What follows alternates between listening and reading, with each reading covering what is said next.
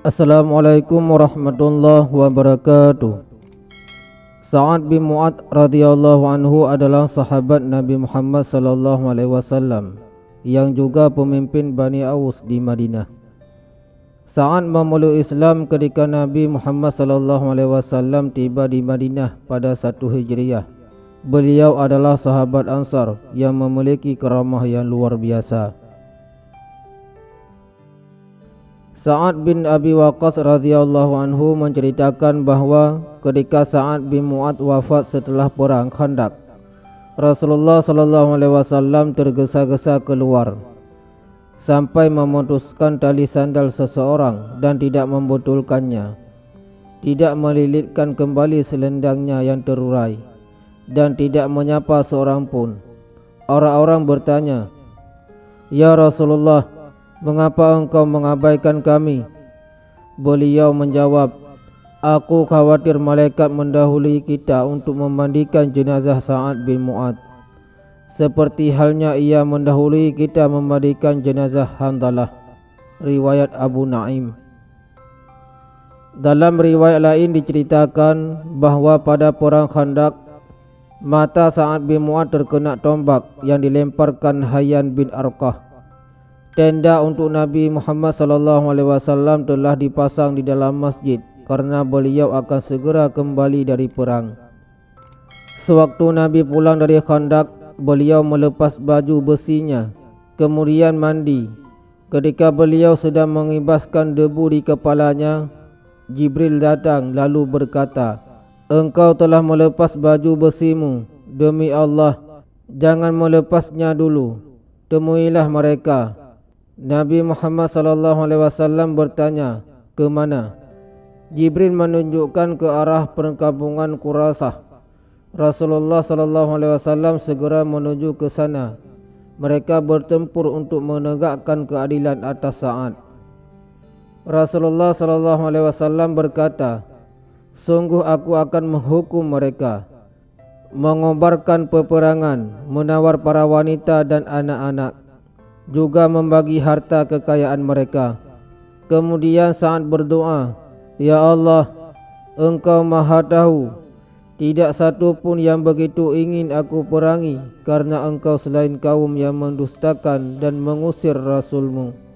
Ya Allah, aku sungguh yakin bahawa Engkau telah mengobarkan peperangan di antara kami dan mereka. Jika masih ada peperangan dengan kaum Quraisy, beri aku kesempatan untuk memerangi mereka karena Engkau. Jika Engkau mengobarkan peperangan, izinkan aku mengikutinya dan biarkan aku mati di sana." Malam itu juga peperangan dengan Bani Quraisyah berkobar. Akhirnya Sa'ad bin Mu'adz wafat karenanya. Diriwayatkan Bukhari dan Muslim dari Aisyah, Rasulullah sallallahu alaihi wasallam pernah bersabda tentang Sa'ad bin Mu'adz, "Sa'ad telah menguncangkan arsy dan jenazahnya diantar 70.000 malaikat." Hadis riwayat Bukhari dari Ibnu Umar. Dalam riwayat lain diceritakan bahawa malaikat Jibril menemui Nabi Muhammad sallallahu alaihi wasallam lalu bertanya, "Siapakah hamba saleh yang wafat sehingga pintu-pintu langit terbuka untuknya dan arsy pun bergetar?" Nabi kemudian keluar, ternyata Sa'ad bin Mu'adz telah wafat. Hadis riwayat Al-Baihaqi dari Jabir radhiyallahu an.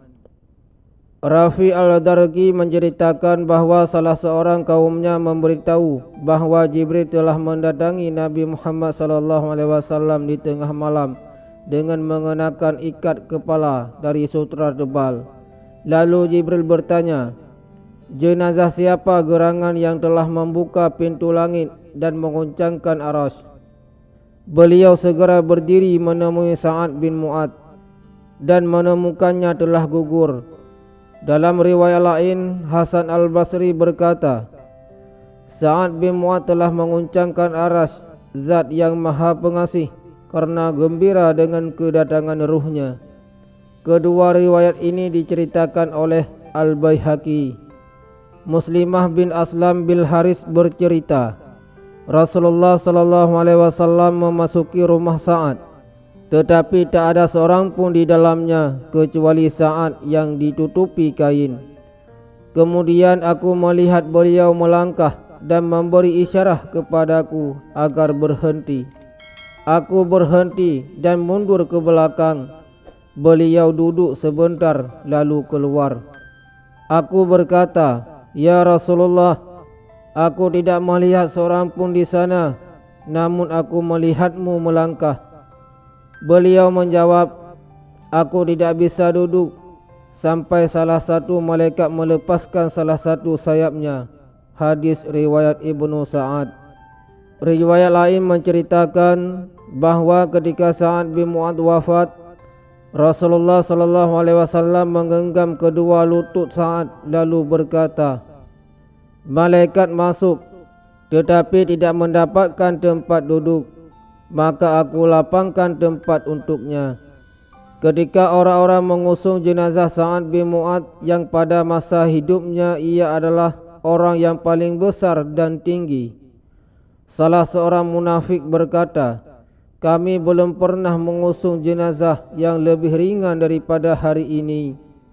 Lalu Nabi Muhammad sallallahu alaihi wasallam bersabda, "Jenazah Sa'ad bin Mu'adz disaksikan 70,000 malaikat yang tidak menginjak bumi sama sekali." Riwayat Abu Naim dari Aisyah bin Ishaq bin Sa'ad bin Abi Waqqas. Diceritakan pula bahawa ketika mengusung jenazah Sa'ad, orang-orang mengatakan, "Ya Rasulullah, kami belum pernah mengusung jenazah yang lebih ringan daripada ini." Beliau menjelaskan, "Kalian merasa ringan karena malaikat telah turun tangan, padahal sebelumnya mereka belum pernah ikut mengusung jenazah bersama-sama kalian." Riwayat Ibnu Sa'ad dari Mahmud bin Lubais. Muhammad bin Syarabi bin Hasanah menceritakan bahawa pada hari itu orang-orang mengambil tanah kuburan Sa'ad dan membawanya pulang. Setelah pulang, mereka melihat tanah tersebut telah berubah menjadi minyak wangi. Rasulullah sallallahu alaihi wasallam berkata, "Maha suci Allah, Maha suci Allah." Lalu beliau mengusapkan minyak wangi itu ke wajahnya dan berkata lagi, "Segala puji hanya bagi Allah. Kalau ada orang yang selamat dari himpitan kubur, Sa'adlah orangnya. Ia dikenai satu himpitan, kemudian Allah membebaskannya." Hadis riwayat Ibnu Sa'ad dan Abu Nuaim dari jalur Muhammad bin Munkadir. Anni Sa'id Al-Khudri radhiyallahu anhu berkata, "Aku ikut menghadiri pemakaman Sa'ad. Setiap kami menggali sebongkah tanah kuburnya, kami mencium harum minyak wangi." Riwayat Ibnu Sa'ad. Demikian karamah sahabat Sa'ad bin Mu'adz yang mengentarkan hati. Kewafatannya tidak hanya membuat Rasulullah takjub, para malaikat pun ikut mengantar jenazahnya hingga aras bergoncar karena bergembira menyambut kedatangan ruhnya. Semoga Allah meridainya dan kita dapat meneladani perjuangan beliau. Wallahu a'lam bisawab.